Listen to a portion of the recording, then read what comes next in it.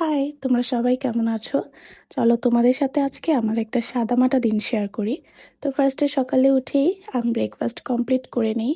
তারপর একটু হাঁটাহাঁটি করেই চলে গিয়েছিলাম বারান্দায়।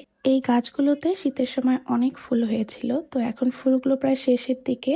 তো যেগুলো ফুল মরে গিয়েছে আমি ওই কলিগুলো উঠিয়ে ফেলছিলাম। এরপর চলে গিয়েছিলাম কিচেনে। এই তাওয়াটা অনেক দিন ধরে এমন অবস্থায় পড়ে আছে। এটার রিজন হচ্ছে আমাদের বাসায় প্রায় বিরিয়ানি রান্না হয়, আর বিরিয়ানির পাতিলটা এটার উপরে দমে দেওয়ার জন্য এমন হয়ে গিয়েছে।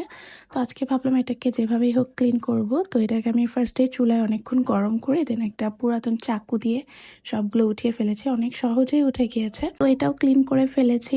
এরপর আজকে অনেক বেশি ভর্তা খেতে ইচ্ছা করছিল। তো আমরা যেহেতু শুধু বউ আর শাশুড়িই খাবো, তো এখানে হচ্ছে আমি কয়েক রকমের ভর্তা বানিয়েছিলাম। ফার্স্টে আলু ভর্তা বানিয়েছি, সাথে ছিল মাছ ভর্তা, আর একটা ফাঁকিবাজি ভাবে আমি ডাল ভর্তাও বানিয়েছিলাম। সেটা হচ্ছে আমি ঘন ডাল থেকে ডাল নিয়ে দেন বানিয়েছিলাম।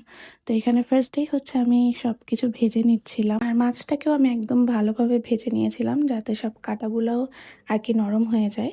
তো এই দেখো একদম ফ্রাই করে নিয়েছি। তারপর আমি এক এক করে ভর্তা বানানো স্টার্ট করে দিলাম। তোমাদের কার কার ভর্তা পছন্দ অবশ্যই কমেন্ট বক্সে জানাবা।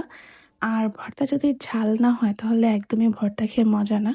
আমি অনেক ঝাল খাই, তো আমার শাশুড়ি যেহেতু এত ঝাল খেতে পারে না তাই একটু কমই দিয়েছি।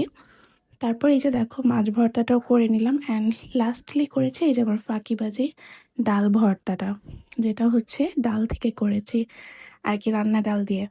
তো আমার পেঁয়াজ কাটা দেখে কেউ কিছু বইলো না, কারণ এর চেয়ে বেশি চিকন আমি আর করতে পারি না।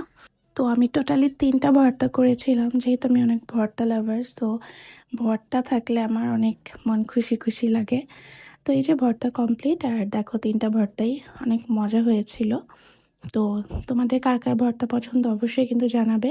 আজকে এই পর্যন্তই, নেক্সট ডে আবার দেখা হবে অন্য কোনো ব্লগ নিয়ে। আল্লাহ হাফেজ।